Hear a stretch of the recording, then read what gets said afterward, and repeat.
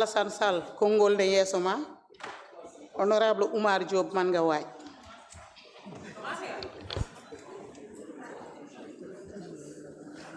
Jarama horeji Assemblée nationale amen jettuma. Monsieur le ministre, monsieur le secrétaire d'État.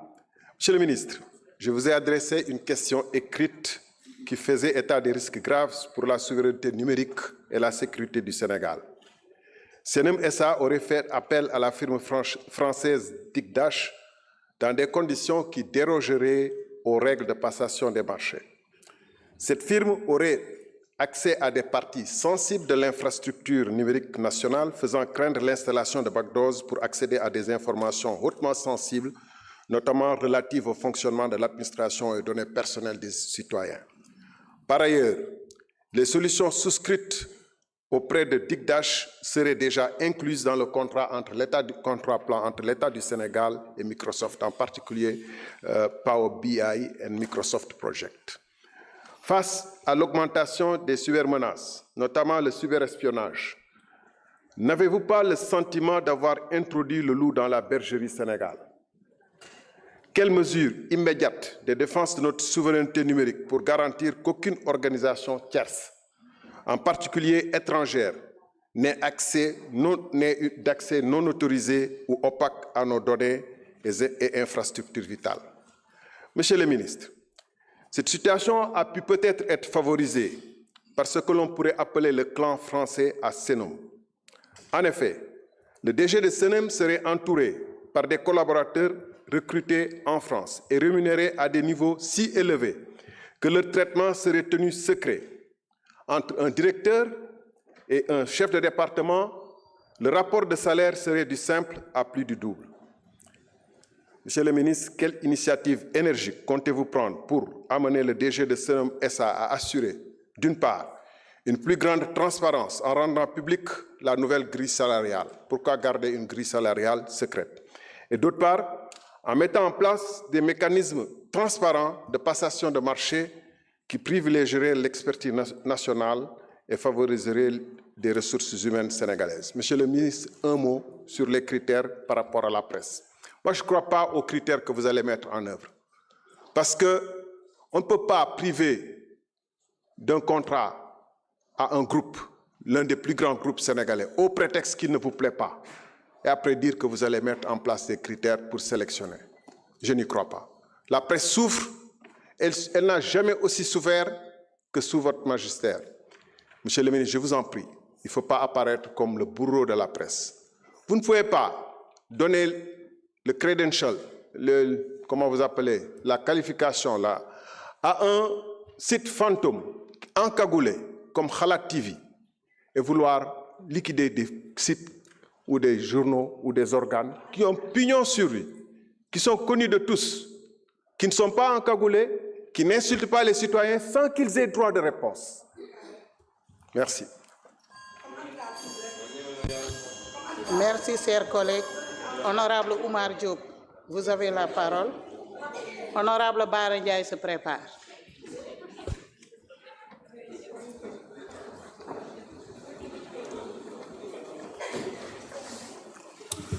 Assalamu alaikum wa rahmatullah. Madame la Présidente, maa ngi lay nuyu. Monsieur le ministre Seydina Ali, Sokhna Rose, ñu ngi leen di nuyu Sokhna Aminata Sarr Malick, di ko ndokkeel ci organisation Forum africain de la télédiffusion mu doonoon jotaayu échange yu am solo waaye di nuyu Abibou Dia ak Serigne Moustapha Diouf. Monsieur le ministre, ci njëlbéenu état Sénégal kilifa yi nga xamante ne ñoo xeexoon ba réew mi jël indépendance xamoon na ne réew mi am na ñoo xamante ne ci làkku yaaram la ñuy àddoo maanaam arab te xam nañ ne réew mi daf ko soxla ndax Sénégal dafa am ay partenaires yoo xamante ne ñoom it ci langu yaaram boobu la ñuy àddoo. loolu moo waraloon ci ak njëlbéen kilifa yi créé woon journal bi nga xamante ne moom la doon wooye Al Masira mi ngi dox ba léegi. contexte géopolitique bi ñu ko créé woon monsieur le ministre jàpp naa ne boobu réew yi ñu doon jokkalanteel ci réewi arab amuñu woon benn enjeu économique par rapport ak Sénégal daanaka diine moo ñu lié woon wala ba culture.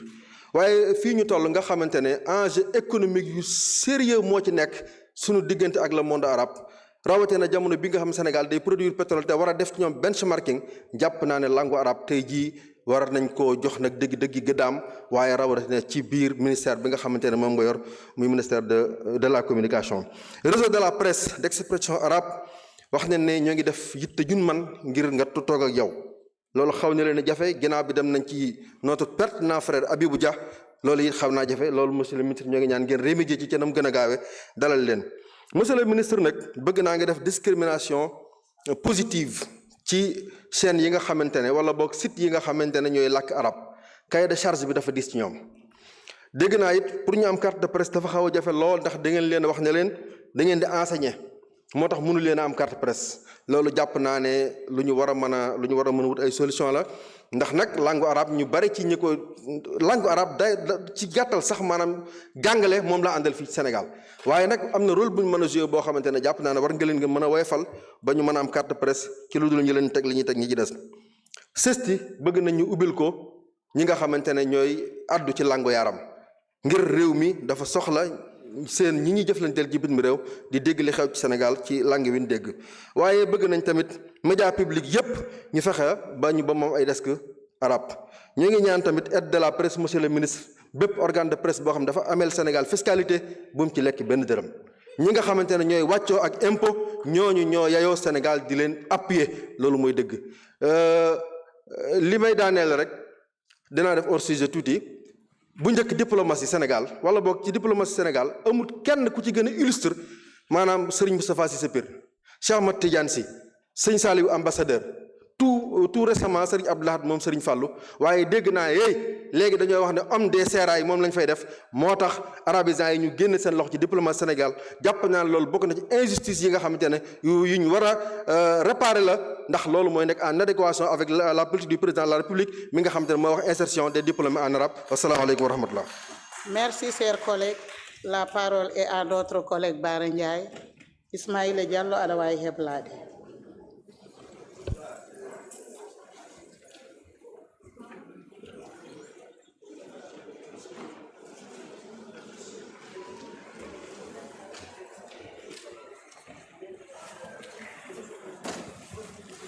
asalaamaaleykum wa rahmatullah maa ngi nuyu ñëpp madame la présidente di nuyu monsieur le ministre madame la ministre Marie Rose di nuyu collègue député yëpp monsieur le ministre pour ma bañ a fàtte sax dafa am scène bu nekk Sénégal boo xam ne dafa liggéey pour démocratie Sénégal changement bii fi am daf ci liggéey lu am solo muy Xalaat TV dafa nekk seen YouTube te sénégalais yi dañ koy seetaan bu baax boo xoolee la majorité Sénégal foofu la ñuy jëlee information ma di la ñaan nga jox leen signal pour ñu nekk télévision waaw Xalaat TV mérité woon na lool tàccu la bu loolu jàllee nag